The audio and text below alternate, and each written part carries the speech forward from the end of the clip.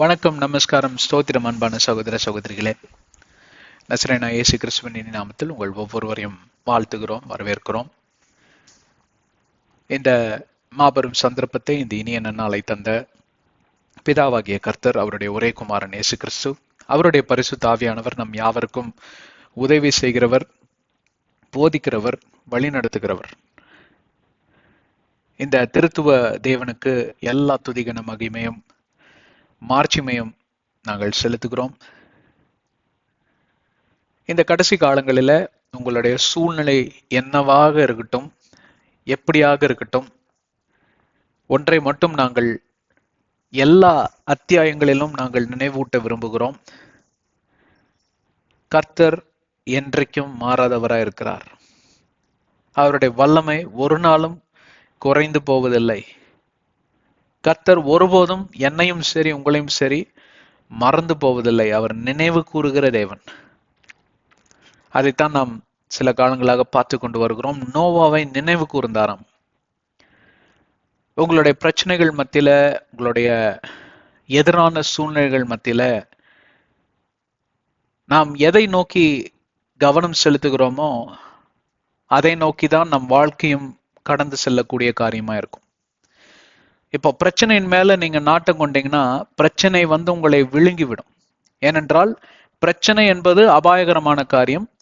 பிரச்சனை என்பது அழிவுக்கு ஏதுவான காரியம். பிரச்சனை என்பது உங்களுக்கு எதிராக நிற்கக்கூடிய, தர்க்கம் செய்யக்கூடிய ஒரு காரியம்.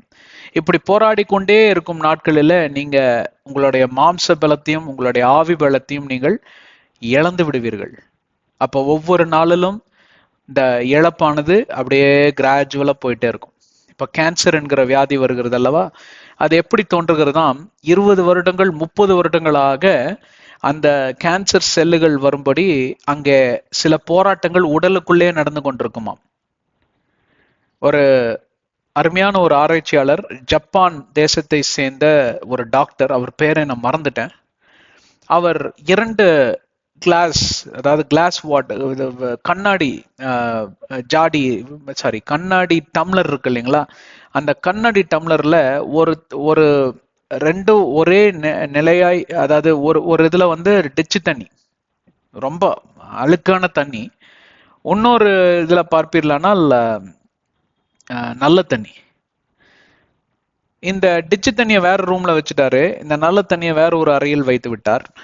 அந்த அறைக்குள் சென்று அந்த டிச்சு தண்ணியிடம் நல்ல வார்த்தைகளை, நல்ல ஆசீர்வாதமான வார்த்தைகளை பேச தொடங்கினார். நீ அருமையான தண்ணி, நீ இப்படி இருக்க மாட்ட, நீ ஒரு நாள் நீ கண்டிப்பாக நீ நல்லா சுத்தம் அடைஞ்சிருவ, இப்படின்னு தினத்துக்கு பேசிக்கிட்டே வர்றார்.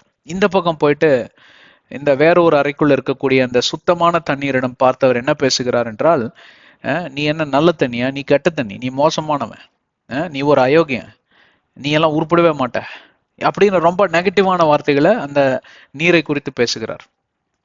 இப்ப நல்லா இருந்த 7 நாட்கள் கழித்து, 7 நாட்களோ 10 நாட்களோ 2 வாரமோ தெரியவில்லை, சற்று நாட்களுக்கு பின்பு அவர் பார்க்கிறார், இந்த நல்லா இருக்கக்கூடிய தண்ணி டிஸ்டில்டு வாட்டருங்க, டிச்சு தண்ணி கலருக்கு மாறிடுச்சு. ஆனா டிச்சு தண்ணியா இருந்த அந்த அந்த கருப்பு கலர்ல இருக்க தண்ணி டிஸ்டில்டு வாட்டரை விட பியூரா மாறிடுச்சான். உண்மையாய் நடந்த ஒரு ஆராய்ச்சி இது. உங்க யூடியூபுகள்ல இருக்கும், உங்களுடைய இணையதளத்துல எல்லாம் நீங்க சென்று கூகுள் அடிச்சு நீங்க பார்க்கலாம். அப்போ உடல்ல இருக்கக்கூடிய இதுல உடலுடைய தன்மை பார்த்தீங்கன்னா 80% நீரால உண்டாக்கப்பட்டது. ரத்தம் என்று சொல்லி எல்லாம் பார்ப்பில்லானால் எல்லாமே நீர்நிலை செல்கள் எல்லாம், ட்ரில்லியன் கணக்கான செல்கள்லாம் இருக்கு பார்த்தீங்கன்னா, எல்லாம் நீர், வாட்டர் மாலிக்யூல்ஸ் தான். மற்ற 20% தான் அந்த மாம்சம், சதை, லிவர் இதெல்லாம் இருக்கிறது. சரிங்களா? அந்த லிவர் கிட்னி எல்லாம் கூட பாத்தீங்கன்னா வாட்டர், சில அமௌண்ட், ஒரு சில போர்ஷன் வாட்டர் மாலிக்யூல்ஸால பண்ணினது தான், நீர்நிலைப்பட்ட சம்பந்தப்பட்ட காரியங்கள் தான். அப்பொழுது என்ன ஆகுது என்றால், இதே கான்செப்ட் தான் உங்க உடலுக்கும் பொருந்தும். பிரச்சனையை குறித்தே நீங்கள் யோசித்து கொண்டு, கெட்ட காரியங்களை குறித்தே நீங்கள் யோசித்து கொண்டு, சோகமா, மனதுல துக்கத்தோடு கூட, ஒரு கவலையோட, ஒரு பயத்தோட, ஒரு திகிலோட நீங்க எப்பொழுதெல்லாம் இருக்கிறீர்களோ அப்பொழுதெல்லாம் உங்களுடைய உடல் எப்படிதான் மாறுது, அந்த டிச்சு தண்ணியை போல மாறிடுது. அப்படின்னா என்னன்னு கேட்டா, அங்க டிச்சு தண்ணி இல்லை, ஆனா அதற்கு பதிலா என்ன ஆகுதுன்னு கேட்டா புதிய புதிய வியாதிகள் உற்பத்தி ஆகுது. அதுல கொடிய வியாதி என்னன்னு கேட்டா கேன்சர். ஏன்னு கேட்டா ஒரு செல் இன்னொரு செல்லோடு கூட சண்டை, ரத்த அணு இருக்கு பாத்தீங்களா, அந்த அணுக்கள் இன்னொரு அணுக்களோட சண்டை பிடிக்க ஆரம்பிச்சிருமா.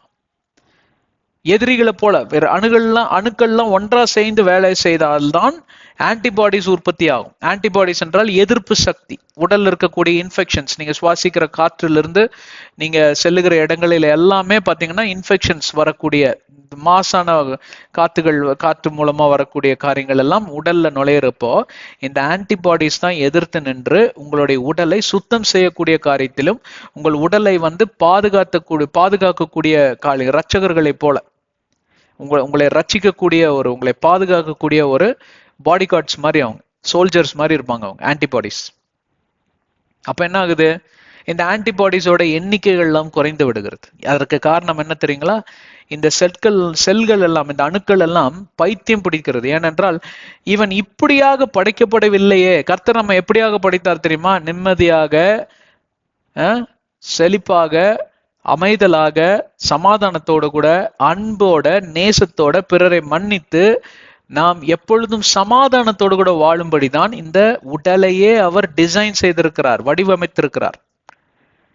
இந்த வடிவமைப்புக்கு எதிராக நீங்கள் செல்வதனால், இப்ப ப்ளூ பிரிண்ட் கொடுக்குறீங்க ஒரு என்ஜினியர் கிட்ட, வீடு இப்படி கட்டுன்னு, அவன் ப்ளூ பிரிண்ட்லாம் எனக்கு வேண்டாம், நான் எனக்கெல்லாம் எவ்வளவு பெரிய அனுபவம் தெரியுமா அப்படின்னு நீங்க வீடை ஒரு மாதிரி கட்ட சொன்னா அவன் அனுபவத்துக்கு வேற மாதிரி கட்டிட்டா இது என்னடா அது, என்ன பண்ணி வச்சிருக்கிற அப்படின்னு அவன் மேல கேஸ் போட்டு ஜெயில உள்ள தள்ளுவீங்களா மாட்டீங்களா? பணத்தை எல்லாம் இப்படி விரயமாக்கிட்டான், நான் கொடுத்த பிளான் ஒண்ணு, இவன் கட்டினது ஒண்ணு, ஒத்துக்க மாட்டீங்கல்ல? எப்படி ஒத்துக்குவீங்க? ஆனா வீடு விடுங்க, ஒரு அறையில ஒரு மெஷர்மெண்ட் மாறிடுச்சுனாலே அதுக்கே சண்டை பிடிக்கிறாங்க எல்லாருமே. அவங்க கேட்கறது நியாயம்தான். படி ஏன்டா எப்படி வச்சிருக்கிற, 7 இன்ச்சுக்கு வைக்க சொன்னா நீ ஏன் 9 இன்ச்சுக்கு வச்சிருக்க, என்னால ஏற முடியல படி. எங்க வீட்டுல இப்படிதான் படி கொஞ்சம் உயரமா வச்சுட்டாங்க, ஏறி ஏறி காலெல்லாம் வலிக்குது. எவ்வளவு பேருனோட இருக்கீங்க? அந்த மாதிரி தேவனுடைய வடிவமைப்புக்கு எதிராக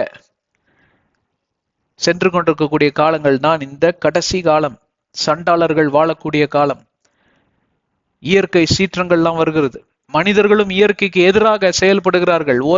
ஓரினை சேர்க்கை என்று சொல்லி எல்லாம் ஏகப்பட்ட காரியங்கள் சொல்லிக்கொண்டே போகலாம் அடுக்கடுக்காக. அப்போ நம்மளுடைய உடல் எப்படியாக செயல்படும், உடலும் எதிராக தான் செயல்படும், இயற்கைக்கு எதிராக தான் செயல்படும். இந்த உடலை எப்படியாக அவர் படைத்தார் என்றால், இந்த உலகமே அழிந்தாலும் மனிதன் அழிந்து போவதில்லை, மரணங்கிற கான்செப்டே இல்லை. அப்ப இன்றைக்கு மரணம் ஏன் வருகிறது, ஏனென்றால் நாம் யாவரும் இயற்கைக்கு எதிராக போயிட்டோம். இன்றைக்கு ஆவிக்குரிய மரணம் ஏன் வருதுன்னு கேட்டா, வேதாகமத்தில் இருக்கக்கூடிய நியமங்களுக்கு எதிராக நாம் போயிட்டோம். எப்படி இயற்கைக்கு எதிராக போனதுனால் இன்றைக்கு இயற்கை சீற்றங்கள் உருவாகிறதோ, அதே போல வேதாகமத்துக்கு எதிராக செல்லுகிற எவனா இருந்தாலும் சரி, அவனுடைய ஆவி மரித்து விடும், சீற்றம் அடைந்து விடும். ஆவி சீற்றம் அடைந்து விட்டால் நீங்கள் சீரழிந்து விடுவீர்கள். உடல் என்பது வெளியே இருக்கக்கூடியதுதான். உள்ளார்ந்த மனிதனுடைய குணம்தான் வெளிரங்கமாக அங்க வெளிப்படுகிறது. உங்களுடைய ஆவி என்ன நிலைமையில இருக்குதோ அந்த நிலைமையத்தான் வெளியில இருக்கிறவங்க பாக்குறாங்க. வெளியில இருக்கிறதுனால உள்ள இருக்கிற ஆவி மாசடைகிறது இல்ல, உள்ள இருக்கிற ஆவி கெட்டு போனதுனாலதான். இப்போ ஆப்பிள் வாங்குறீங்க இல்லைங்களா, ஒரு ஆப்பிள் பழம் வெளியில கெட்டு இருக்கிறத பார்த்து தெரிஞ்சுக்கிறீங்க. ஆனா உள்ள அது ஏற்கனவே கெட ஆரம்பிச்சிருச்சு. ஒரு வாரத்துக்கு முன்னாடியே ஒரு புழு உள்ள உற்பத்தி ஆயாச்சு. அவன் உள்ள இருந்து அரிச்சு வெளியில பார்த்தா எல்லாம் கெட்டு போய் கிடக்குது. சில டைம் வெளியில நல்லா இருக்கும், ஆப்பிள் அறுத்தா உள்ள பார்த்தா பூச்சி புழு பிடிச்சிருக்கு. ஏன் தெரியுங்களா, அது கெட்டது இன்னும் வெளியில வரல. நிறைய பேரோட நிலைமை இன்னைக்கு அதை விட பயங்கரமான நிலைமை. என்னன்னு தெரியுங்களா, உள்ள கெட்டு இருக்கிறது வெளியில கூட தெரியாது. வெளியில தெரிஞ்சா கூட ஐயோ இவன் அப்படி பேசுறான் பார் அப்படின்னு சொல்லி அவன் திருந்தி வாழ்வதற்கு ஒரு வாய்ப்பு உண்டு. ஆனால் இன்றைக்கு நிறைய முக்காவாசி கிறிஸ்தவர்களோட நிலைமை என்ன தெரியுங்களா, இன்னைக்கு உள்ள கெட்டது அவங்களுக்கு தெரியவே இல்லை. அவங்க ஏதோ நல்லா இருக்கிற மாதிரி போயிட்டே இருக்காங்க. அதுதான் கேன்சர் வியாதியோட கொடுவரம். கடைசி நிலைமையில தான் கேன்சர் வரும். Silent killers. கேன்சர் வியாதிக்கு பேர் என்ன தெரியுங்களா, சைலண்ட் கில்லர்ஸ். அப்படிதான் இன்னைக்கு நிலைமை இருக்குங்க. ஆவிக்குரிய நிலைமை அப்படிதான் இருக்கு. அதற்காக தான் இந்த வேதாகமத்தை கொண்டு இத்தனை காரியங்கள் நாங்கள் சொல்லிக்கொண்டே வருகிறோம். எங்களோட இணைந்திருங்கள் என்று சொல்லி நாங்கள் ஒவ்வொரு நாளும் கெஞ்சி கதறோம் உங்ககிட்ட. பாருங்கள், முன்னேறி செல்லுவோம். ஆதியாகமத்தின் ரகசியங்கள் என்கிற தலைப்பிலே நாம் பல வருடங்களாக, சில வருடங்களாக, பல மாதங்களாக நாம் பல காரியங்களை குறித்து பேசிக்கொண்டு வருகிறோம். ஆதியாகமம் மிக மிக முக்கியத்துவம் வாய்ந்த ஒரு புத்தகம். இந்த புத்தகம் இல்லை என்றால் வேதாகமமே இல்லை. ஆனால் இந்த புத்தகத்தை சரியாக நாம் புரிந்து கொள்ள வேண்டும். நாம் ஆதியாகமத்துல வியாக்கியானம் பண்ணினாலும் நாம் முழு வேதாகமத்தையும் நாங்கள் அங்கே அலாசி ஆராய்ந்து எங்களால் முடிந்தவரையும் பல காரியங்களை உங்களுக்கு நாங்கள் சொல்லிக்கொண்டேதான் வருகிறோம். எங்களோட இணைந்திருந்ததுக்காய் நன்றி. 7வது அதிகாரத்தில் நாம் இப்போ நுழைந்து அதாவது முடிவு தருவாயில் இருக்கிறோம் நம்ம, இல்லைங்களா? அப்போ இன்றைக்கு ரத்தன சுருக்கமாக சொல்ல வேண்டும் என்றால், ஆண்டவர் எல்லா சிருஷ்டிப்புகளையும் படைத்தார். அந்த சிருஷ்டிப்புகளெல்லாம் அதிபதியாக மனுஷனையும் மனுஷியும் உண்டாக்கி அந்த அதிபதியான ஸ்தானத்தில் உட்கார வைத்தார். பாவத்தில் விழுந்தவர்கள் பிசாசுக்கு அந்த அதிபதி ஸ்தானத்தை கொடுத்து விட்டார்கள். அதற்கு பின்பே பாவத்தின் பின்விளைவுகளையும் பாவத்தின் கொடூரத்தையும் இந்த உலகமானது கண்டது. பூமி சபிக்கப்பட்டது. அதற்கு பின்பே மனிதனும் சாபத்துக்குள்ள நடத்தப்பட்டான். கொடூரமும் கொள்ளையும் கற்பழிப்பும் கொள்ளைகளும் காம விகாரங்களும் அங்கே நடந்த காரியத்தின் மத்தியில ஆண்டவர் முடிவெடுத்தார், இந்த உலகத்தை நான் அழித்து வேற ஏதாவது ஒண்ணு பண்ணணும்னு யோசிச்சிருப்பார். அது என்னன்னு சொல்லல ஆண்டவர். நல்லவேளை அது நடக்கல. அதனால அது அவர் மனசுலதான் இருக்கும் இன்னும். அப்போ பரிசுத்தவானாகிய நோவா தேவனுடைய கண்களில் கிருபை பெறுகிறார். இந்த பரிசுத்தவானை அழிப்பதற்கோ மனமில்லாத தேவன் ஒரு புதிய ஒரு திட்டத்தை உருவாக்குறார். அந்த திட்டத்தின் பெயர்தான் நோவாவின் பேழை. அந்த நோவாவின் பேழை தான் இயேசு கிறிஸ்துவோடைய வருகையானது. Those who shall find shelter in the Lord or take refuge in the Lord, they will be safe. எவன் ஒருவன் கர்த்தருக்குள் மறைந்து இருக்கிறானோ அவன் எப்பொழுதும் பாதுகாப்பான நிலைமையில இருக்கிறான். இயேசுவின் நாமத்தின் அண்டையில வந்த ஒவ்வொருவருடைய நிலமும் அப்படிதான், பாதுகாப்பு உண்டா இருக்கும். ஜலப்பிரளயம் என்கிற காரியத்தை குறித்து ஆண்டவர் பேசுகிறார். ஏனென்றால் எல்லா பாவத்திற்கும் ஒரு விலை உண்டு. இந்த பாவத்தை செஞ்சவன் விலை கொடுத்துதான் ஆகணும். ஆனா மனம் திருங்குறவனுக்கு அந்த பேழையில இடம் உண்டு. இயேசுவின் நாமத்தை ஏற்றுக்கொள்ளுகிறவர்களுக்கு ரட்சிப்பு உண்டு, விடுதலை உண்டு, விமோச்சனம் உண்டு, மோட்ச வாழ்வு உண்டு, மோட்ச பயணம் உண்டு. இந்த மகா ஜலப்பிரளயம் என்றால் மகா உபத்திரவ காலம். நாம் சென்ற அத்தியாயத்துல இந்த 17வது வசனங்களா? ஆமா, 17வது வசனத்துல நாம் பார்த்தோம், தேவனாகிய கர்த்தர் உயர்த்துகிறவராக இருக்கிறார். இந்த கடைசி காலத்துல பார்ப்பீர்களானால் கொடூரம் நிறைந்த காலம். அந்த காலத்துல அந்த ஜலமானது எப்படி சூழ்ந்து நின்றிருந்தோ, அந்த ஜலத்தை பார்க்கிறவர்கள் எல்லாம் கதிகலங்கி போனார்கள். ஏன்னா அபாயகரமான நிலைமை, எங்க பார்த்தாலும் ஜலம், செத்து அழிந்து கொண்டிருக்கக்கூடிய ஜன திரளாய் கொத்து கொத்தாய் அங்கே ஜனம் அழிக்கப்படுகிறது. கால்நடைகள் எல்லாம் மரித்து விட்டன, பறவைகள்லாம் மரித்து விட்டன. அந்த நிலைமையில நீங்க மட்டும் சில பேரோட கொஞ்சம் நேரம் உயிரோடு இருக்கிறீங்கன்னு வச்சுக்கோ, உங்க நிலைமை எப்படியா இருக்கும்? நானும் மறிக்க போறேன்னு அந்த மாதிரி நிலைமையில தான் இருந்திருப்பீங்க, இல்லைங்களா? அந்த சூழ்நிலை தான் இந்த கடைசி காலம். நீங்க ஆவிக்குரிய ரீதியில உணர்ந்து இதை நீங்க உள்வாங்கினீங்கன்னா, இன்னைக்கு ஆவிக்குரிய நிலைமை எப்படி இருக்குன்னு கேட்டா, அந்த நோவா காலத்தில் இருக்கக்கூடிய பிரளயத்தின் நாளில எப்படியாக ஜனங்கள் பரிதவித்து மறித்தார்களோ அப்படிதான் இந்த காலங்களும் நீங்க ஆவிக்குரிய ஜனங்களை பார்ப்பதே மிக மிக மிக மிக கடினம். எல்லாரும் உலக பிரமாணத்துக்கு உலக பிரகாரமாய் வாழ கற்றுக்கொண்டார்கள். They are living a life that is compromised. காம்ப்ரமைஸ்னா என்ன தமிழ்ல எப்படி சொல்லுவீங்க? எல்லாத்தையும் சகிச்சுட்டு அப்படி போறது லேசா. விடுங்க பிரதர், அப்படிதான் நடைமுறைகள் எல்லாம் ஒத்து வருமா? எது ஒத்து வருமோ அதை எடுத்துக்கிட்டு மத்ததை விட்டுறணும். அப்படியெல்லாம் பார்த்தோம்னா நமக்கு யாரும் இருக்க மாட்டாங்க, அப்படிதானே? ஆனா இந்த மாதிரி சூழ்நிலையில பேழைக்குள்ள எவன் மறைந்திருக்கிறானோ அவனை ஆண்டவர் உயர்த்துகிறார், காப்பாற்றுகிறார், தப்பவிக்க வழி செய்து தருகிறார். இதை குறித்து தான் நாம் சென்ற அத்தியாயத்தில் பார்த்தோம். இப்போ இந்த அத்தியாயத்துல 18வது வசனம் இப்படியாக கூறுகிறது. நாம் NKJV வெர்ஷன்ல இருந்து படிக்கிறேன். The waters prevailed and greatly increased on the earth. அந்த நீர்நிலையானது தன்னுடைய அளவை தாண்டி அதிகமாக பெருகி ஆளுமை செய்தது. ப்ரிவைலிங் என்றால் ஆளுமை, கவர்னன்ஸ், ப்ரிவைலிங், ப்ரிவலன்ஸ் இதெல்லாம் பார்ப்பீர்களானால் ஆங்கில பதங்களில் ஒரு ஆதிக்கத்தை காட்டக்கூடியதாவது, ஆதிக்கம் செலுத்தக்கூடிய காரியம், அதிகரிக்கக்கூடிய காரியம், அதுவும் பலத்த கிரிகளோட அதிகரிக்கக்கூடிய காரியம், இப்படியெல்லாம் சொல்லி அந்த பதங்கள் அங்கே காமிக்கக்கூடியதா இருக்கிறது. ஆன் த எர்த், இந்த பூமியில. And the ark moved about on the surface of the waters. ஆனால் பேழையானதோ நீர்நிலைகளுக்கு மேலாக கடந்து செல்லக்கூடிய காரியமாவது. இரண்டு காரியங்களை நாம் பிரித்து நாம் இந்த வசனத்துல நாம் காண போகிறோம். மறுபடியும் நான் நினைவூட்ட விரும்புகிறேன், இந்த மகா ஜல பிரளயத்துக்கும் மகா உபத்திரவ காலத்திற்கும் பயங்கரமான ஒரு தொடர்பு உண்டு. ஒரு தம்பதிகளை போல இது முன்னோடியாக கொடுக்கப்பட்டது பழைய ஏற்பாடுல. வரக்கூடிய மகா பேரழிவுக்கு, மகா உபத்திரவ காலத்திற்கு இது ஒரு முன்னோடியாக கொடுக்கப்பட்ட காரியம். இதை நாம் வாசிக்கும் போது நாம் இப்பொழுது இருக்கக்கூடிய சூழ்நிலைகளையும் இப்பொழுது இருக்கக்கூடிய இந்த உலகத்தின் தன்மையும் இந்த உலகத்தின் நிலையையும் நாம் மனதில் கொண்டு இந்த காரியத்தை நாம் தியானிக்கிறப்போ பல காரியங்கள் உங்களுக்கு ஆவியானவர் நினைவூட்ட அங்கே காத்து கொண்டிருக்கிறார். சரி, போகட்டும். முதல் பாதி பகுதி 18ஆம் வசனத்துல என்ன சொல்லுகிறது? The waters prevailed and greatly increased on the earth. நீரானது ஆதிக்கம் செலுத்தி கட்டுக்கடங்காத அளவுகளோட அங்கே பூமியின் மேல் வளம் வந்தது என்று சொல்லி மொழிபெயர்க்கலாம். அந்த காலத்துல எனக்கும் ரபைமார்களோட ஒரு ஆப்பர்ச்சுனிட்டி, ஒரு தருணத்தை கொடுத்திருந்தாங்கன்னா அழகா மொழிபெயர்த்திருக்கலாம், ரெஃபரன்ஸ் பைபிள்ல எழுதியிருக்கலாம். வேதாகமம் ஒரு பல்கலைக்கழகங்க. இந்த வேதாகமத்தை நான் பலமுறை சொல்லியிருக்கிறேன், இது summary book. This is not a detailed book.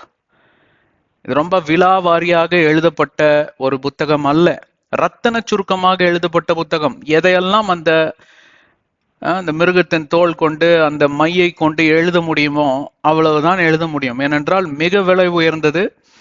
அதனால அதை பாதுகாப்பாய் வைத்து கொண்டு வந்து சேர்த்துறதுக்கு எவ்வளோ கஷ்டப்பட்டாங்கன்னு அந்த சரித்திர நூலெல்லாம் எடுத்து வாசித்து பார்த்தீங்கன்னா தெரியும். இந்த ஹிஸ்டரி ஆஃப் த பைபிள், எப்படி வேதாகமம் நம் கைகளிலே இந்த வடிவில் சேர்ந்தது என்று சொல்லி. இதை குறித்து பல கான்ஸ்பிரசி எல்லாம் கூட இருக்கு, கான்ட்ரவர்ஷியல் தியரிஸ் கூட இருக்கு. இதெல்லாம் இது ஒரிஜினல் பைபிள் கிடையாது, இப்படி ஒன்னே இல்லை கட்டுக்கதைன்னா சொல்றவன் இருக்கிறான், விட்டுருங்க. பூமியில அதாவது நீரானது ஆதிக்கம் செலுத்தி உலகமெங்கிலும் அதிகரித்து வளம் வந்ததாம்.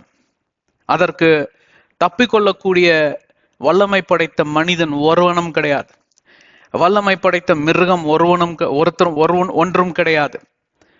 யானை பெரிய சைஸ்ல இருக்கிறதுனால அது யானை அழகா நீந்த தெரியுமா? பார்த்துருக்கீங்களா? செம்மையா நீச்சல் அடிக்கும் யானை. எத்தனை யானைகள் இருந்திருக்கும், எல்லாம் அழிஞ்சு போச்சு. மனுஷனோட பாவம் தன்னை மட்டும் அழிக்கல, பார்ப்பீர்களானால் அவனை சுற்றி இருக்கக்கூடிய வளங்கள் எல்லாம் அழிந்து போனதை இவனே கண்கூடாக பார்க்கிறான். அதைத்தான் ஆதாமும் ஏவாளும் முதல் முறையாக கண்டார்கள். ஆதியாகமம் 3ஆவது அதிகாரத்துல தங்களுடைய கண்களின் முன்பே ஆண்டவராகிய தேவன் ஒரு மிருகத்தை அடித்து அந்த மிருகம் துடித்து சாவதை அவர்கள் பார்த்து மனம் நொந்தார்கள். அது வரைக்கும் மரணம் என்று சொல்லி, ரத்தம் சிந்துதல் என்று சொல்லி இந்த உலகத்துல ஒரு காரியம் நடந்ததாக சரித்திரமே இல்லை. உலகம் தொடங்கிய சில ஆண்டுகள் தான் ஆயிற்று. உலகம் தொடங்கிய மாத்திரத்துல நான் என்ன சொல்லுகிறேன், என்ன அர்த்தத்துல சொல்லுகிறேன், உலகம் மறுரூபம், அதாவது மறுபிறப்பு அடைந்தது. அதாவது உலகம் உண்டாய் 13.54 பில்லியன் ஆண்டுகள் ஆயிற்று. அப்ப முன்பு இருக்கிற யுகங்களில என்னென்னலாம் நடந்தது என்று சொல்லி அந்த பட்டியல் எல்லாம் ஆண்டவர் மற்றும் அறிந்த உண்மையே, யாருக்கும் தெரியாது. ஒரே ஒரு உண்மையை மட்டும் எசேக்கியேல் 28 ஐசியா 14 வெளிப்படுத்தப்பட்டிருக்கக்கூடிய காரியமாவது, அதை குறித்தெல்லாம் நாம் ஏற்கனவே விவரித்து விட்டோம். 1ஆவது அதிகாரத்திலே விவரித்து விட்டோம். அதெல்லாம் நீங்க பார்த்துட்டு வந்திருப்பீங்க நம்புறோம்.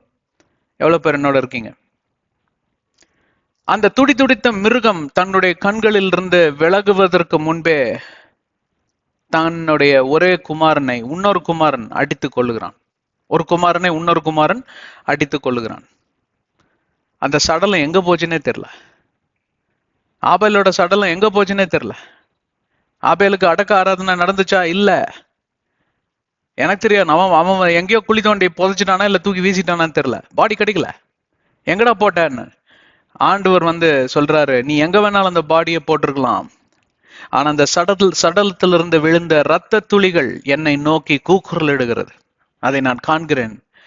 அப்ப இந்த சம்பாஷணை எல்லாம் ஆதாம் ஏவாளோட செவிகளுக்கு எட்டி இருக்குமா? எட்டி இருக்காதா? எட்டி இருக்கும்.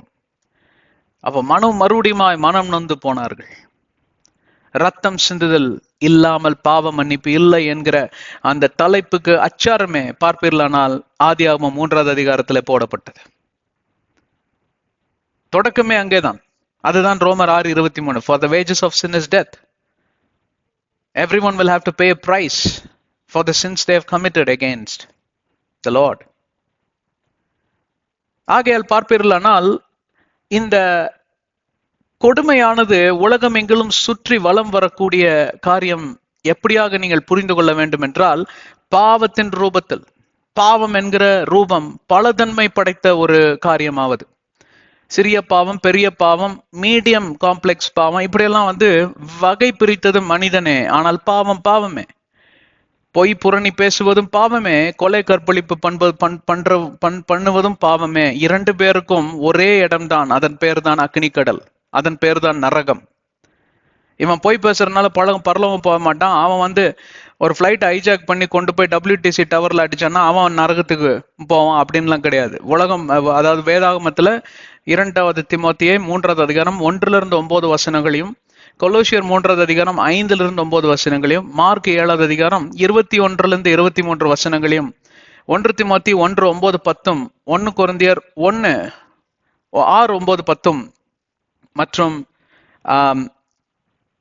ரோமர் 1வது அதிகாரம் 29 - 32, ரோமர் 6 13 - 20, எபேசியர் 4 31, கலாத்தியர் 5வது அதிகாரம் 17 - 21, தீத்து 1வது அதிகாரம் 5 - 8, வெளிப்பாடு 21வது அதிகாரம் 8வது வசனம், வெளிப்பாடு 22 15, மத்தேயு 15 19 வாசித்து பார்ப்பீர்களானால் பல ரகமான பாவங்களை குறித்து ஆண்டவர் அங்கே சுட்டி காட்டியிருக்க காரியமாவது. இவைகள் எல்லாம் நீங்கள் வாசிக்கிறப்போ ஏதாவது ஒரு இடத்தில் தான் கொலையும் கற்பழிப்பும் விபச்சாரமும் வேசித்தனமும் வருமே தவிர மற்ற பாவங்கள் எல்லாம் பார்ப்பீர்களானால் இந்த உலகம் ஒத்து போனக்கூடிய உலகத்தோடு கூட ஒத்து போகிறவர்கள் இதை பார்ப்பார்களானால் நகைப்பார்கள். இது பாவமே கிடையாது. புரணி பேசுவது பாவம் கிடையாது. காசிப்பிங், ஸ்லாண்டரிங், பிறரை குற்றம் சாட்டுவது, ஸ்லெட்ஜிங், பிறரை கிண்டல் செய்து குற்றம் சாட்டுவது, இவைகள் எல்லாம் பாவமே கிடையாது. ஆனால் வேதாகமம் சுட்டி காட்டுகிறது, இவைகள் கொடிய பாவங்களுக்கு ஈடாக ஆண்டவர் பார்க்கிறாராம், சமப்படுத்தி பார்க்கிறாராம். இந்த உலகத்தில் இருக்கக்கூடிய பாவங்கள் எல்லாம் இப்படியாக சுற்றி வலம் வருகிறது. இதுதான் இந்த கடைசி காலத்தோடைய தன்மையாக இருக்கும். இந்த கடைசி காலத்தோட சிக்னல், அதாவது சைன். இந்த கடைசி காலங்களில சில குறிப்புகளை நீங்கள் எடுத்துக்கொள்ள வேண்டுமா? சில அடையாளங்களை நீங்கள் கண்டுகொள்ள வேண்டுமா? இதுதான் அப்பா அந்த அடையாளம். இந்த அடையாளத்தை நீ கண்டுகொள்ளுகிற மாத்திரத்தில் நீ அறிந்து கொள்ளுவா, இது கடைசி காலமே. இயேசு கிறிஸ்துவின் 2ஆம் வருகை சமீபமே. உபத்திரவ காலம் அதற்கு முன்பே பிறந்துவிடும். மகா உபத்திரவ காலம் அதற்கப்புறம் பிறந்துவிடும். இப்பெல்லாம் வாழ்கிறது உபத்திரவ காலத்துல தான். எங்க திரும்பினாலும் உபத்திரவம் தான். நற்செய்தி கிடையாது, நிம்மதி கிடையாது, சமாதானம் கிடையாது, ஆழ்ந்த உறக்கம் கிடையாது. நடுராத்திரியில முழிப்பு வந்துச்சுன்னா ஏதோ ஞாபகம் வந்துருது, அதுக்கப்புறம் உறக்கமே கிடையாது. நீங்களும் கடந்து சென்றிருப்பீர்கள், நானும் கடந்து சென்றிருக்கிறேன். ஆனால் இவைகளை மேற்கொள்ளுகிறவனுக்கு ஜீவ கிரீடம் உண்டாயிருக்கும். கடைசி வரையிலும் இந்த சோதனைகளுக்கு எவன் ஒருவன் அதாவது எவன் ஒருவன் மடிந்து போகாமல் இதற்கு எதிர்த்து நின்று இதை சமாளிக்கிறானோ, இதை மேற்கொள்ளுகிறானோ, அவனுக்கே ஜீவ கிரீடம் என்று யாக்கோபு 1:12 வசனம் சொல்லுகிறது. வெளிப்பாடு 3:12, வெளிப்பாடு 3:21 இதைத்தான் சொல்லுகிறது. மேற்கொள்ளுகிறவனுக்கே பரலோக ராஜ்யம், மேற்கொள்ளுகிறவனுக்கே பரலோக ராஜ்யம். மேற்கொள்வதுதான் கிறிஸ்துவம், மேற்கொள்வதுதான் புதிய ஏற்பாடு. பல ஏற்பாடு மக்கள்னால மேற்கொள்ள முடியல. நோவாவின் ஜனங்களால மேற்கொள்ள முடியல. நோவா தேவனுடைய கண்களில் ஏன் கிருபை பெற்றார் தெரியுமா? அவர் ஒருவர் தான் விசுவசித்தார். அவர் முற்றிலும் மேற்கொண்டாரா? நமக்கு தெரியாது. எண்ணத்துல மேற்கொண்டாரா? இல்ல, தெரியாது. இச்சைகளால தூண்டப்பட்டிருப்பார். ஆனாலும் அவருக்கு அந்த கட்டுக்கடங்காத இச்சையை அவர் நிராகரித்தார். ஏனென்றால் ஆண்டவர் என்னை காண்கிறார். ஈனோக்கின் தேவன் இன்னும் உயிரோடு தான் இருக்கிறார். சேத்தின் தேவன் உயிரோடு தான் இருக்கிறார். 500 ஆண்டுகள் இதே கொள்கையில வாழ்வது எவ்வளவு கடினம் தெரியுமா? ஒரு வேதாகமம் இல்லை, ஒரு திருச்சபை இல்லை, தேவனை கண்டுகொள்ளவில்லை, முகமுகமாய் சந்தித்ததில்லை, இந்த மாதிரி வேத பாரகர்களும் இல்லை, இந்த மாதிரி நியாயப்பிரமாணங்கள் இல்லை, கட்டளைகள் இல்லை, வேதாகமமே இல்லை. ஆனால் ஒரே கொள்கையில வாழ்ந்து வந்த ஒரு பரிசுத்தவான், அவர் பெயர் தான் நோவா. என்ன கொள்கை? தேவனனை காண்கிறார், நான் அவரை காணவில்லை, தேவனனை காண்கிறார், நான் பரிசுத்தத்தோட வாழ்வேன். பரிசுத்தத்தோடைய டெபினிஷன் என்ன தெரியுங்களா? அசூசியான காரியங்களை நிராகரிப்பதுதான் பரிசுத்தத்தோடைய டெபினிஷன். நோவாவை பொறுத்த மட்டும் அசூசியான காரியங்கள் தன்னுடைய எண்ணங்களுக்கோ கண்களுக்கோ செவிகளுக்கோ வரும்போது அவர் நிராகரிக்கிறார். இப்பொழுது மட்டும் அதுதான் டெபினிஷன். பழைய ஏற்பாடு மனிதனானிய நோவாக்கு வேதாகமம் இல்லை, விவிலியம் இல்லை, போதகர்கள் இல்லை, திருச்சபை இல்லை, ஒன்றும் இல்லை. ஆனால் இந்த கொள்கையை அவர் சரியாக கடைபிடித்தார். எல்லாம் கொடுக்கப்பட்ட நமக்கு இந்த காரியங்கள் எல்லாம் கடைபிடிப்பதற்கு மனதில்லை. மனது இருந்தாலும் திடன் இல்லை, திடன் இருந்தாலும் ஒரு கன்சிஸ்டன்சி இல்லை. கன்சிஸ்டன்சி என்றால் நிலையான ஒரு சமநிலையான மனது இல்லை. மேலே கீழே குரங்க மாதிரி ஏறிக்கிட்டே இருக்கும். 10 நாள் நல்லா இருப்பான், 2 நாள் போய் விழுந்துரும். திருப்பி ஐயா அப்பா அம்மான்னு கீழே உருண்டு ஆண்டவர்கிட்ட பிறண்டு மறுபடியும் ஒப்புரவாய் மறுபடியும் திருந்தி மறுபடியும் வந்து மறுபடியும் விழுவான். எழும்பதும் விழுவதும் எழும்பதும் விழுவதுமாய் இவனுடைய வாழ்க்கை இருக்கிறது. இதுதான் இந்த கடைசி காலத்திற்கு ஒரு நல்ல ஒரு அடையாளம் என்று சொல்லி இயேசு கிறிஸ்து சொல்லுகிறார். சமநிலையா இருக்காதாம். மனிதர்களுடைய இருதயம் எல்லாம் துவண்டு போகுமாம். மனிதர்கள் எல்லாம் டல் மைண்டட் என்று சொல்வார்கள். அதாவது அதை சோர்ந்து போன இருதயம், உறங்குகிற இருதயம், மற்றும் பார்ப்பீர்களானால் கடின இருதயம், கல்லான இருதயம். இத்தனை இருதயங்களை குறித்தெல்லாம் ஆண்டவராக இயேசு கிறிஸ்து பேசி இருக்கிறார். இதை குறித்தெல்லாம் நாங்களும் வேற ஒரு செஷன்ல பேசி இருக்கிறோம். Dull hearted, stone hearted, what is that, நிறைய இருதயங்களை குறித்து. இந்த இருதயங்கள் எல்லாம் படைத்தவனா இருக்கிறான். இன்னும் சில வேத பாரகர்கள் என்ன சொல்லுகிறார்கள் என்றால், knowledge is wealth, but the same knowledge will lead us to disaster. அறியும் வரை அவனுக்கு ஒன்றுமே தெரியாது. ஆனால் அறிந்த பின்பே அவனுக்கு எல்லாம் தெரியும். அவனுடைய மனது நிலையா இருப்பதில்லை. ஒரு கேன்சர் பேஷண்ட் இருக்கிறாங்க, கேன்சர்னு சொல்ற வரைக்கும் அவங்க சந்தோஷமா இருக்கிறாங்க. ஆனா கேன்சர்னு சொன்ன பிறகு அவங்களால சந்தோஷமா நிம்மதியா இருக்க முடியாது. ஏன்னா அவங்களுக்கு தெரிந்தது, அந்த உண்மை அவர்கள் கண்டுபிடித்தார்கள், அவருடைய செவிகளுக்கு எட்டினது. அதே போலதான் மனிதன் பாவி என்று சொல்லி அவனுடைய செவிகளுக்கு எட்டின மாத்திரத்தில் அவனால முன்ன மாதிரி அவனால சமநிலையில் அவனுடைய மனது இல்லை. அதுதான் ஆதாமுக்கும் ஏவாளுக்கும் நடந்த சம்பவம். பாவத்துல விழுந்து விட்டோம் என்று சொன்ன மாத்திரத்தில் பயமும் கவலையும் திகிலும் ஆட்கொண்ட மாத்திரத்தில் மகிமை இழந்து போனார்கள். தங்களுடைய நிர்வாண கோலத்தை உணர்ந்து அவர்கள் மரத்து பின்பே போய் ஒளிந்து கொண்டார்களாம். அவர்களுக்கு ஒரு போராடையை ஆண்டவராகிய தேவன் ஒரு மிருகத்தை கொன்று அந்த இடத்தில் ரத்தம் சிந்தப்பட்டு அந்த இடத்துல அவர் கொடுத்தார் என்று சொல்லி நாம் ஆதியாகமம் 3வது அதிகாரத்துல வாசிக்கிறோம். இந்த கடைசி காலங்களில இப்படிதான் நாம் படித்த வசனத்தில் இந்த முதல் பகுதி எப்படி பூமி எங்கும் சுற்றி திரிந்த அந்த நீர்நிலையானது, நீர்நிலை என்றால் அழிவுக்கு ஒரு முன்னோடி, அபாயகரமான காரியத்துக்கு ஒரு முன்னோடி. அந்த அபாயகரமான காரியம், அந்த நீர்நிலையானது உலகமெங்கிலும் ஆதிக்கம் செலுத்தி அளவில்லாமல் கட்டுக்கடங்காமல் அதிகரித்து வலம் வந்ததாம், சுற்றி திரிந்ததாம். யாரும் அந்த நீரை கட்டுப்படுத்த முடியல. டக்குன்னு வாங்க ஒரு டேமை கட்டிடலாம். ஏன் எத்தனை வியாபாரம் பண்ணியிருக்கிறான், எத்தனை காசு சம்பாரிச்சிருக்கிறான், என்னென்னமோ டெக்னாலஜி எல்லாம் கண்டுபிடிச்சிருக்கிறாங்க நோவா காலத்திலேயே அப்படின்னு சொல்லி இப்பெல்லாம் வேத பாரகர்கள் சொல்றாங்க. அதெல்லாம் அழிஞ்சு போச்சு, அதுக்கு எவிடன்ஸ் எதுவும் கிடைக்கல. ஆனா பயங்கரமா டெக்னாலஜி எல்லாம் வச்சிருந்துருக்கிறாங்க. அவங்களும் நிறைய பில்டிங் எல்லாம் கட்டியிருக்கிறாங்க. ஏன் அதை வச்சு டக்குன்னு ஒரு டேம் கட்ட வேண்டியதானே? நீர்நிலையை கட்டுப்படுத்துவது அவ்வளவு சுலபம் அல்ல. ஒரு டேமை கட்டணும்னா பல ஆண்டுகள், ஏறத்தாழ 10 ஆண்டுகள் தேவைப்படுகிறது. அதை சரியா அவங்க இது பண்ணி ஆராய்ச்சி பண்ணி அதை அவங்க கன்ஸ்ட்ரக்ஷன் பண்ணி அவங்க எழுப்புவதற்கெல்லாம், அது நல்ல நிலைமையில ஃபங்க்ஷன் ஆகுறதுக்கெல்லாம் பாத்தீங்கன்னா ரொம்ப டைம் பிடிக்கும், ரொம்ப நேரம் பிடிக்கும். அப்போ அந்த நேரம் பிடிக்கக்கூடிய காரியத்துல அவங்க அந்த அந்த நேரத்துல அவங்க சோர்ந்து போனாங்கன்னா அந்த டேம் அவங்க கட்ட முடியாது. சரி, நான் இப்ப கொஞ்சம் டீவியேட் ஆகுறேன். ஏன் அவங்க கட்டி அந்த அந்த வளம் வந்த அந்த நீரை அவங்க ஒரு இடத்துல சேகரிச்சு வச்சிருக்கலாமே, புடிச்சு வச்சிருக்கலாமே. could they have contained the water? No, they could not. அப்படிதான் பிரச்சனைகளும், அப்படிதான் இந்த உலகத்தில் இருக்கக்கூடிய குறிப்பாக கடைசி நாட்களில் இருக்கக்கூடிய இந்த உபத்திரவங்களும், இந்த கொடூரங்களும், இந்த கொடுமைகளும், இந்த அயோக்கியத்தனங்களும், இந்த மாதிரி எதிர்ப்புகளும், இந்த ஆயுதங்களும் பார்ப்பீர்களானால் கட்டுக்கடங்காம தெரியும். எவனையும் கட்டுப்படுத்த முடியாது. ஏதோ ஒரு ரூபத்திலிருந்து அவர்கள் மறுபடியும் எழும்பி விடுவார்கள். இதுதான் இந்த உலகத்தில் நடந்து கொண்டிருக்கிறது. இதுதான் கடைசி காலத்தில் அடையாளம். தேசம் என்றும், அதாவது ஒரு ராஜ்யம் இன்னொரு ராஜ்யத்தோடு கூட சண்டை பிடிக்கும். அந்த ராஜ்யம் 2 பேரும் சமாதானம் ஆயிடுவான். இந்த பக்கம் நினைச்சு கூட பார்க்காத 2 பேர் சண்டை போடுவான். ஆனால் இதெல்லாம் கடைசி காலத்துக்கு அடையாளம். இந்த காரியங்கள் எல்லாம் அது பார்த்தீங்கன்னா நிறைய இதெல்லாம் என்ன சொல்றது, பேரழிவுகள், இயற்கை பெருசீற்றம், பேரழிவுகள், இவைகள் எல்லாம் நடக்கும் அங்கே இங்கேயும்.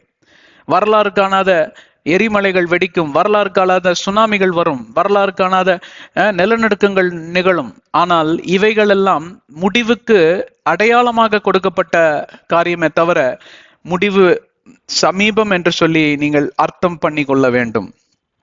ஏன் முடிவு சமீபம் என்றால், அந்த முடிவுக்கு முன்பே சில காரியங்கள் எல்லாம் நடக்க வேண்டும். அதைத்தான் நாங்கள் ஆங்கிலத்தில் சொல்லி இருக்கிறோம். பல வருடங்களாக அதை செய்து கொண்டு வருகிறோம். ஏறத்தாழ 4 ஆண்டுகளுக்கு மேலாக நாங்க ப்ரீச் பண்ணிட்டு வரோம். 600 செஷன்ஸ் அங்க கொடுத்துருக்கிறோம். அதெல்லாம் போய் கேளுங்க. எபிசோட் 1, 2, 3, 4 சொல்லி 9 எபிசோடுகளாக பிரித்து பேசிக்கொண்டு வருகிறோம். இன்னும் முடியல. 10 வருஷம் ப்ரோக்ராம் அது. ஸ்டடி ஆன் எஸ்கட்டாலஜி, மகா உபத்திரவு காலம், இயேசு கிறிஸ்துவின் ரகசிய வருகை, ராப்சர் என்று சொல்வார்கள் ஆங்கிலத்துல. அதுக்கப்புறம் பார்ப்பீர்களானால் ஒரு ஆர்மகதோன் யுத்தம் நடக்கும். அப்புறம் பார்ப்பீர்களானால் 1000 வருஷம் அரசாட்சி, வெள்ளை சிங்காசன நியாய தீர்ப்பு, புதிய வானம் புதிய பூமி. அப்புறம் அதுக்கு நடுவால பாத்தீங்கன்னா எக்காலங்கள், 7 எக்காலங்கள் ஊதப்படும், 7 முத்திரைகளை குறித்து. இதைகளெல்லாம் யார் சொல்லி கொடுப்பா உங்களுக்கு? இதெல்லாம் அறிந்து கொள்ளணும். இதெல்லாம் நிறைவேறிற்று. சில காரியங்கள் நிறைவேறிற்று, சில காரியங்கள் நிறைவேற இருக்கிறது. எப்படி இதெல்லாம் நிறைவேறினதோ அதே போல் அந்த காரியங்களும் நிறைவேறும். ஒரு புத்திசாலி இப்படிதான் புரிந்து கொள்வான். சொன்ன உண்மைகள்ல பாதி நிறைவேறிச்சு, பாதி நிறைவேறக்கூடிய காலகட்டங்களும் கொடுக்கப்பட்டாயிற்று. அப்ப அதெல்லாம் வராதுங்க, அதெல்லாம் பொய் சொல்றாங்கன்னு சொல்றவன் பேர் என்ன? முட்டாள், மதியினம் படைத்தவன், மதியினம் இல்லாதவன், மதிகெட்டவன். எவ்வளவு பேர் என்னோட இருக்கீங்க? அப்போ அந்த காலங்களில் எப்படி இந்த நீர்நிலையானது கட்டுக்கடங்காமல் அதிகரித்ததோ அதே போலதான் இந்த நாட்களில் என்னை கேட்டுக்கொண்டிருக்கிற அருமையான சகோதர சகோதரிகளே, சிறு பிள்ளைகளே, எந்த வயது பிராயத்திலும் நீங்கள் இருந்தாலும் சரி, பிரச்சனை ஏதோ ஒரு ரூபத்துல தலை விரித்து கொண்டுதான் இருக்கும். ஏதோ ஒரு ரூபத்துல நீங்க துன்புறுத்தப்படுவீர்கள். மரியாதை எடுத்துக்கொள்ளுங்கள். அவர்கள் இயேசு கிறிஸ்துவை பெறும் முன்பே, அதாவது கற்பம் தரித்த நாளில் இருந்து இயேசு கிறிஸ்து சிலுவையில தொங்கி கடைசி வார்த்தைகளை அவரிடம் பேசும் வரை அவருடைய இருதயத்துல ஒரு கத்தியானது பார்ப்பீர்களானால் கூர்மையான ஒரு பட்டயம் அவர்களுடைய இருதயத்தை குத்தி கொண்டே இருந்ததாம். ஜனங்களோட வார்த்தைகள், அவதூறான வார்த்தைகள், நீ அறிவாயா என்றெல்லாம் சொல்லி பல காரியங்களை குறித்து அவர்கள் புரணி பேசி இருக்கக்கூடிய காரியமாவது. ஆனால் அவைகளை எல்லாம் அவர்கள் இருதயத்துல ஒரு ஓரமா வைத்துக்கொண்டு அவர்கள் எவ்வளவோ காரியத்தை செய்து வந்தார்கள். இயேசு கிறிஸ்துவுக்காக குடும்பத்தை பார்த்து கொண்டார்கள். இயேசு கிறிஸ்துவை நன்றாக பொறுப்பெடுத்துக் கொண்டார்கள். எவ்வளவோ காரியத்தை ஆண்டவருக்காக சேவை செய்தாங்க. அதே நேரத்தில் தன் குடும்பத்தையும் அவர்கள் பார்த்து கொண்டாங்க. அதே போலதாங்க இந்த கடைசி காலங்களில் எத்தனையோ துன்பங்கள் மத்தியில நீங்க கடந்து சென்றாலும் சரி, எத்தனை துன்பங்கள் உங்களுக்கு எதிராய் வந்தாலும் சரி, வேதாகம் சொல்லக்கூடிய வசனம் என்னவென்றால், ஐசியா 54:17 வசனம், உங்களுக்கு எதிராய் ஆயுதங்கள் வாய்க்காமலே போகும், உங்களுக்கு எதிராய் பேசுகிற நாவுகளை நீங்கள் அடக்கி ஆளுமை செய்து ஆதிக்கம் செய்வீர்கள் என்று வேதாகம் சொல்லுகிறது. எப்படி இந்த பழைய ஏற்பாடுல நோவா காலத்துல இந்த நீர்நிலையானது வளம் வந்து ஆதிக்கம் செலுத்தினதோ அதுக்கு எதிராக ஒருவரும் எந்த காரியத்தையும் செய்ய முடியாதபடி தவித்து மறித்தார்களோ, அப்படி இல்லாதபடி இயேசுவின் நாமம் உங்களுக்கு கொடுக்கப்பட்டிருந்தால் நீங்கள் மேற்கொள்வீர்கள். அதைத்தான் இரண்டாவது பகுதியில் நாம் பார்க்க போகிறோம். பார்த்து நாம் நிறைவேற்றுவோம். Waters prevailed and greatly increased on the earth. நீர்நிலையானது அதிகரித்து உலகம் எங்கிலும் வளம் வந்து அது ஆதிக்கம் செலுத்தினது.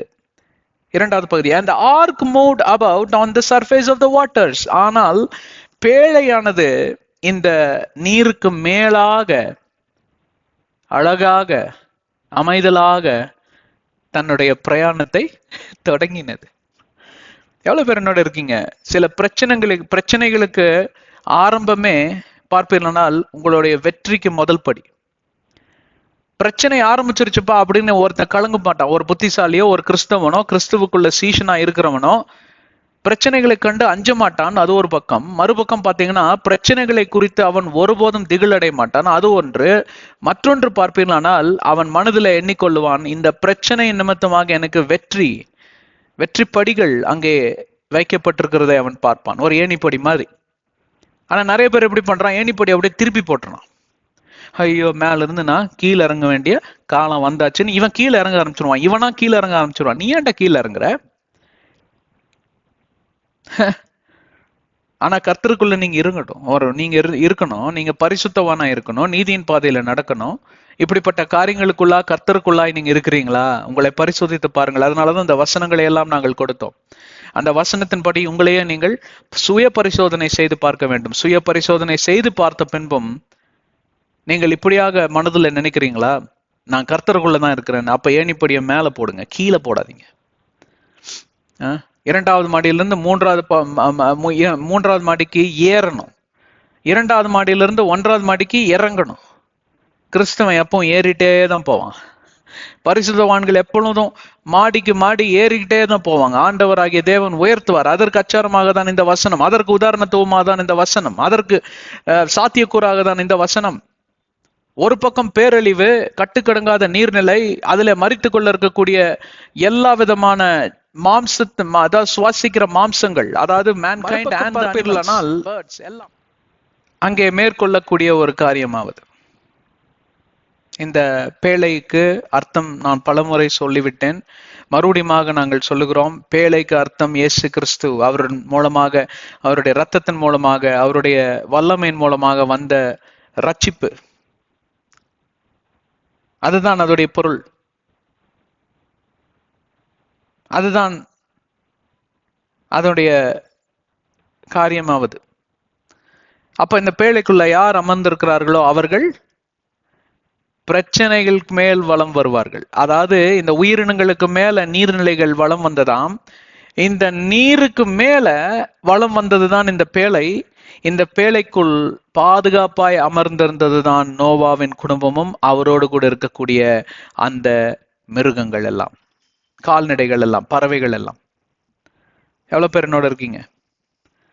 சோ ஆகையால் இந்த கடைசி காலங்களில இயேசுவின் நாமம் தான் நமக்கு பாதுகாப்பு, இயேசுவின் நாமம் தான் எனக்கும் உங்களுக்கும் பார்ப்பீர்களானால் கோட்டையும் அரணுமா இருக்கிறது.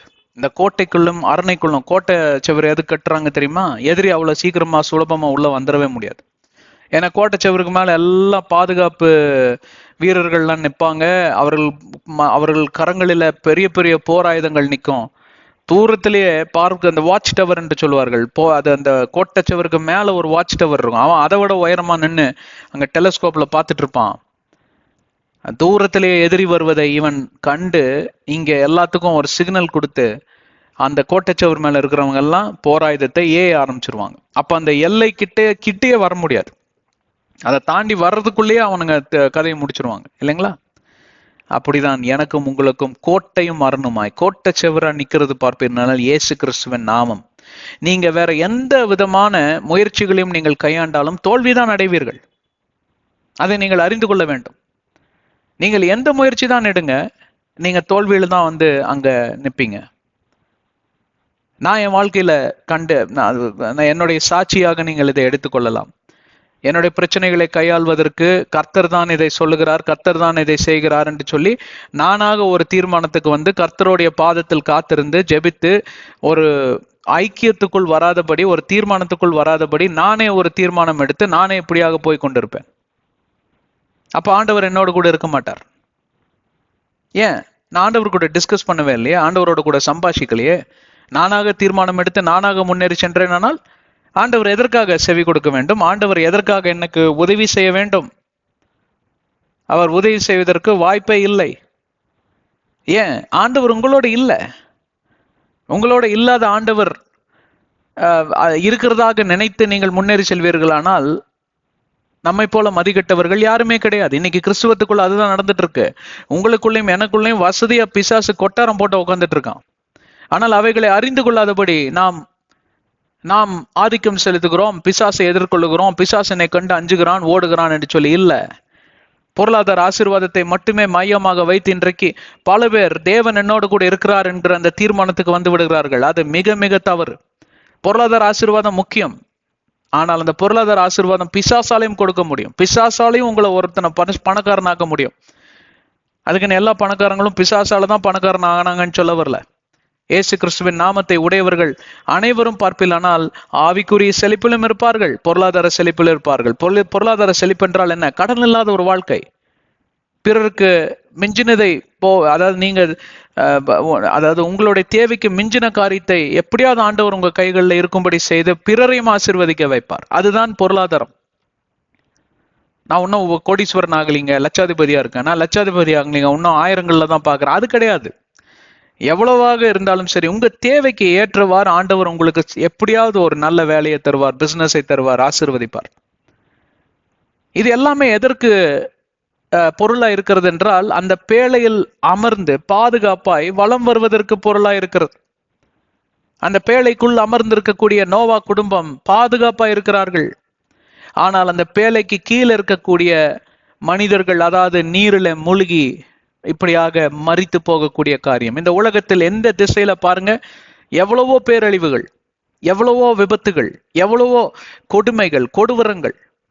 அகமதாபாத் ஏர்போர்ட்ல இருந்து பிளைட் டேக் ஆஃப் ஆகி ஒரு விதின் 1.5 நிமிஷத்துல பார்ப்பீர்களானால் அங்கே 150 பேர், 250 பேரா இல்ல 350 பேரா, ஏதோ ஒரு கணக்கு இல்லைங்களா, 350 பேர்னு நினைக்கிறேன், இறந்து போயிட்டாங்கங்க.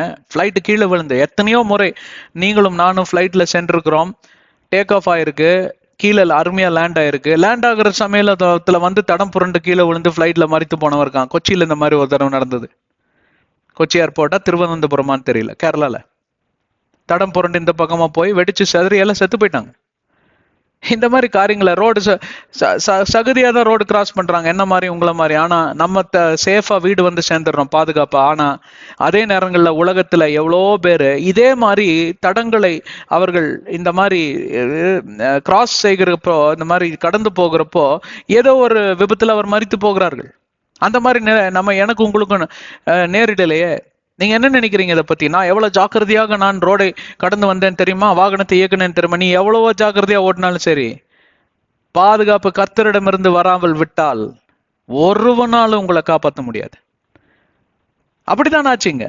பணம் இருந்தது, ஆஸ்தி இருந்தது, சொத்து பத்து இருந்தது, எல்லா விதமான சௌகரியங்களும் இருந்தது. அவைகள் எல்லாம் நீர்நிலைக்கு எதிராக போராட முடியவில்லை. அவைகளை கொண்டு இந்த நீர் கொண்டு வந்த கொடூரத்தை, சுற்றி வலம் வந்த இந்த கொடூரத்தை இவர்களால மேற்கொள்ள முடியலையே. அதற்கு காரணம் என்ன பிரியமானவர்களே? பிசாசிடமிருந்து வரக்கூடிய இந்த ஆயுதம் வல்லமை படைத்தது. அதை யாரும் எளிதாக எண்ணிக்கொள்ள வேண்டாம். அதை குறித்து பயப்படவும் தேவையில்லை. ஆனால் அதை எளிதாக எண்ணிக்கொள்ள வேண்டாம்.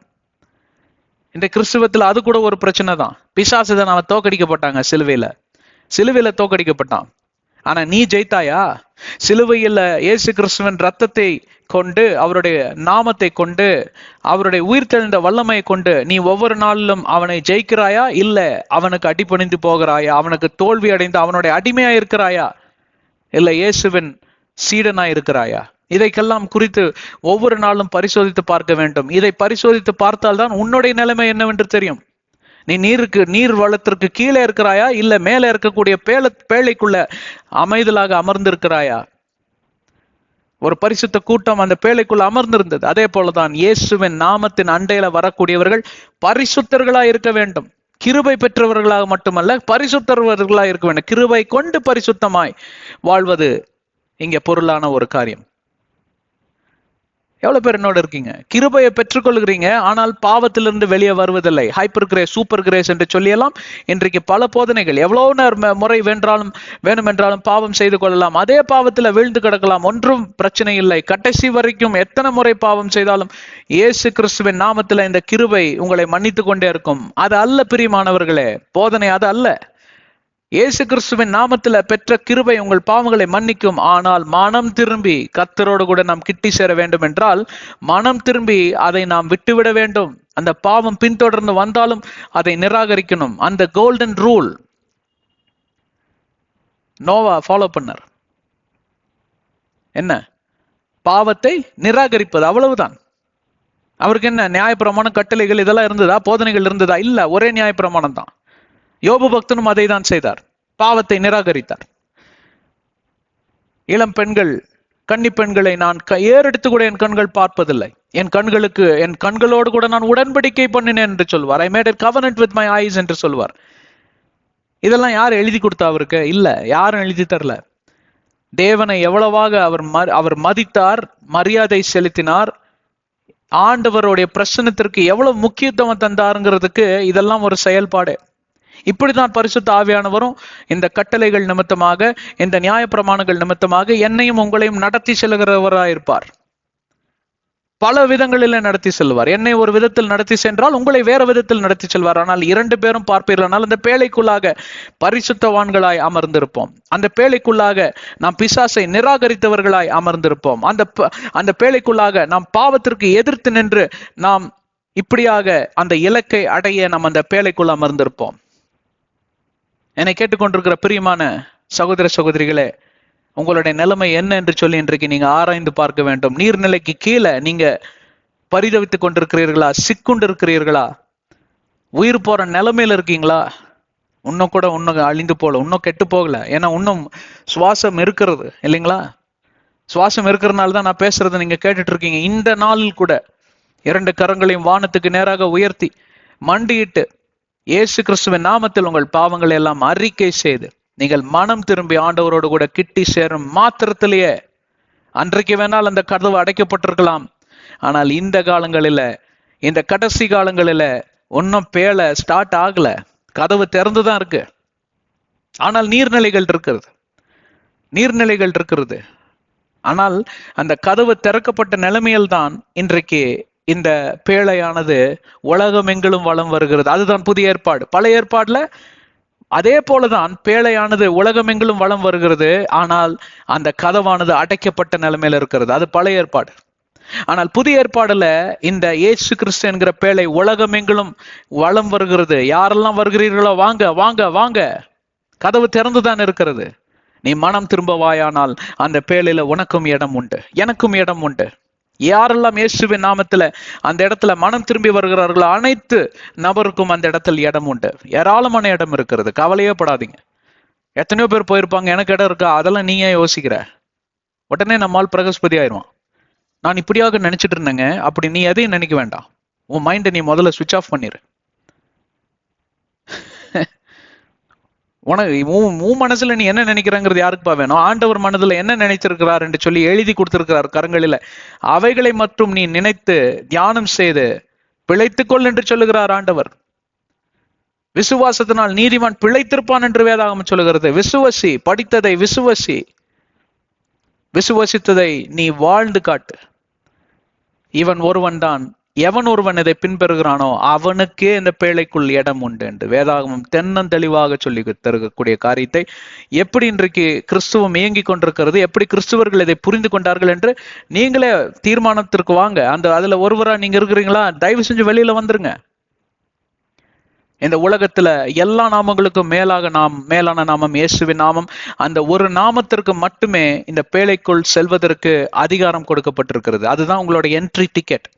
என்ட்ரி டிக்கெட்ல ஜீசஸ் த டிசைபிள் அப்படின்னு இருக்கும். அந்த முத்திரை நீங்க வாங்குவதற்கு தயாராக இருக்கிறீர்களா? எவனை கேட்டாலும் இன்னைக்கு நான் இயேசுவின் சீசன். ஏன் எப்படிப்பா சொல்றேன்னா, நான் அன்னைக்கே முழுக்க நான் எடுத்துட்டேங்க, அதுக்கப்புறம் என்னப்பா பண்ணிட்டு இருக்கிறான்னு கேட்டா, அப்பப்போ கொஞ்சம் கொஞ்சம் ப்ராப்ளம் இங்க அங்க அப்படின்னா, உன்ன நீ சீசன் ஆகல.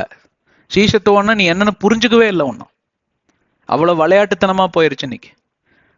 இன்றைக்கு பார்ப்பீர்களானால் கோமாளிகளும், இன்றைக்கு கேலி கூத்து செய்கிறவனும், இன்னைக்கு ஜோக் அடிக்கிறவனும், சினிமா பானையில டான்ஸ் ஆடுறவனும் இன்னைக்கு திருச்சபை நடத்திட்டு இருக்கிறான். உருப்படுமா இந்த உலகம்? உருப்படுமா கிறிஸ்துவம்? அந்த காலங்களில் எப்படி ஊழியம் பண்ணாங்க? ஆதி திருச்சபையில் இருக்கக்கூடிய இயேசுவின் சீஷன் என்று சொல்லக்கூடிய ஜனங்க எப்படி துன்புறுத்தப்பட்டார்கள் தெரியுமா? ஒரு போஸ்ட்ல கட்டி தார ஊத்தி எரிச்சாங்க, சிங்க கெபில தூக்கி போட்டாங்க, குத்தி கொன்னாங்க, வீடு வீடா பூந்து கற்பழிச்சாங்க, எரிச்சு கொன்னாங்க. அவர்கள் எல்லாம் சீஷர்களா? இல்ல ஒரு பிரச்சனையை அனுபவிக்காம இத்தினோண்டு பிரச்சனை வந்தோன்னா உடனே நீங்க பிசாசு பக்கமா சாயறது என்ன? இந்த திருச்சபை விட்டு அந்த திருச்சபைக்கு போறது என்ன? வேதாகமத்தையே வாசிக்காம கண்டகண்டமா சொல்றத கண்டகண்டதை எல்லாம் கேட்டு நீங்க விசுவசித்து அதன்படி வாழ்வது என்ன? இவங்களுக்கெல்லாம் சுவிசேஷமே ஒன்னும் கொடுக்கப்படல. அப்பதான் நிருபம் எழுதிட்டு இருக்கிறார் பவுல் அப்போஸ்தலர். இவ்வளவு வசதிகளோட, இவ்வளவு ஒரு வல்லமை படைத்த விவிலியம் கரங்களில கொடுக்கப்பட்டும் இன்னைக்கு 40,000 திருச்சபைகளாக பிரிந்து நிற்கிறது. இதுதான் கிறிஸ்துவம். அப்ப வெளியிலிருந்து பார்க்கிற பிற மதத்தார்கள் எப்படி இந்த இயேசுவை ஏற்றுக்கொள்வார்கள்? இவங்களுக்குள்ளே அடிச்சுட்டு சாவறானுங்க. 40,000 பேரை பிரிஞ்சு நிக்கிறானுங்க. இவனுங்க சொல்ற கிறிஸ்துவையா நான் ஏற்றி பரலோகம் போறேன்? அதுதாங்க சீஷத்துவத்தோட மகத்துவம், தெரியுங்களா? உங்க உயிரை காப்பாத்துறது இல்ல, உங்க குடும்பத்தை காப்பாத்துறது இல்ல, உங்க ஆத்மாவை காப்பாற்றுறது மட்டும் இல்ல, கூட எத்தனை மிருக ஜீவங்கள்ல இருந்தது பாத்தீங்களா? கூட ஒரு பெரிய கூட்டத்தையே கூட்டிட்டு போறாரு. உன்ன மனிதர்கள் ஏற்றுக்கொண்டாலும் அவர்களை கூட்டிட்டு போக ரெடி. அதுதான் சீஷத்துவம். தன்னுடைய ஆத்மாவை மட்டும் காத்துக்கொள்வது அல்ல, தன்னுடைய குடும்பத்தை மட்டும் ரட்சிப்பின் பாதையில் நடத்துவது அல்ல, உலகத்திற்கே அவன் வெளிச்சமாயிருப்பான், உலகத்திற்கே அவன் சீஷனாயிருப்பான். நீங்க அப்படி இருக்கிறீங்களா? அந்த நிலைமையெல்லாம் விடுங்க. முதல்ல உங்க ஆத்மாவை நீங்க காப்பாற்றுற நிலைமையிலேயாவது வந்திருக்கீங்களா? இன்னைக்கு அதுக்கு கூட தகுதி இல்லாத ஒரு திருச்சபைகளாக இருக்கிறது தான் இன்றைக்கு மெஜாரிட்டி. உங்களுடைய நிலைமை என்ன? பிரியமான சகோதர சகோதரிகளே, சற்று யோசித்து பாருங்கள். கர்த்தர் உங்களை நடத்தட்டும். ஜெபத்துல இருந்து இந்த காரியத்தை எல்லாம் தயவு செஞ்சு நீங்க தியானம் செய்யுங்க. தயவு செஞ்சு நீங்க யோசித்து பாருங்க. இதெல்லாம் யோசித்து பார்த்தால்தான் உங்களுக்கு தெரியும். இதெல்லாம் நீங்கள் தியானத்துல உங்களை குறித்து சுய பரிசோதனை பண்ணி பார்த்தால்தான் தெரியும் உங்களுடைய நிலைமை என்ன என்று சொல்லி. இந்த அத்தியாயம் உங்களுக்கு உபயோகமா இருந்திருக்கும் என்று நம்புகிறோம். எங்களோட இணைந்திருங்க. கர்த்தர் உங்களை ஆசீர்வதிக்கட்டும். நம் கண்களை மூடி சிரத்தை தாழ்த்தி நாம் ஜெபிப்போம். அன்பின் பிதாவே, உம்மை துதிக்கிறோம், உம்மை ஆராதிக்கிறோம், உம்மை மகிமைப்படுத்துகிறோம். தெய்வமே, இந்த அருமையான நாளில் இந்த எச்சரிப்பின் சத்தத்தை தந்ததுக்காய் நன்றி.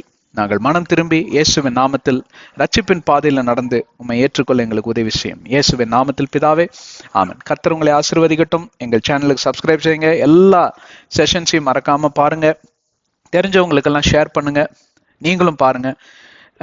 இந்த உலகத்தின் ரட்சிப்புக்காக ஜெபித்துக் கொள்ளுங்க. உலகத்தில் இருக்கக்கூடிய ஊழியக்காரங்கள் எனக்காகவும் எங்களுடைய ஊழியத்துக்காக கூட ஜெபித்துக் கொள்ளுங்க. எபேசியர் 6:18, கொலோசியர் 4:3 இதுதான் சொல்லுகிறது.